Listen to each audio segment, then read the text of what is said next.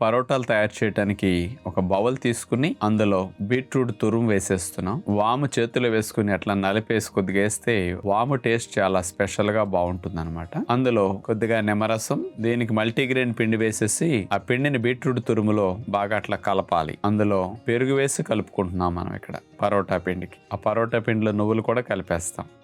పన్నీర్ ముక్క వేసేసి దాన్ని చిదిమేస్తాం. అందులో క్యాప్సికమ్ చిన్న ముక్కలు, ఉల్లిపాయ చిన్న ముక్కలు, పచ్చిమిరపకాయ చిన్న ముక్కలు, అందులో జీలకర్ర పొడి, చాట్ మసాలా కొద్దిగా, కొత్తిమీర కొద్దిగా, వీటన్నిటినీ కలిపేసేయాలి. చేతి వేళ్లతోనట్లా గుంటలాగా చేసేసుకుని అందులోపల పన్నీర్ తో చేసిన స్టఫింగ్ పదార్థం పెట్టేసి ఆ పరోటా పిండిని అట్లా కవర్ చేసేస్తాం. పరోటాలు కాల్చడానికి ఒక నాన్ స్టిక్ ప్యాన్ పొయ్యి మీద పెట్టేసి ఆ పరోటా ముద్ద పెట్టేసి చేతి వేళ్లతోనే అట్లా మనకు కావలసిన షేప్ లో సైజులో పరోటాలను ప్రెస్ చేస్తే వచ్చేస్తాయి అన్నమాట. ఒకవైపు పరోటా కాలిన తర్వాత తిరగవేసి మరోవైపు కూడా మేగడ రాసి మళ్ళా కాల్చుకోవచ్చు అన్నమాట.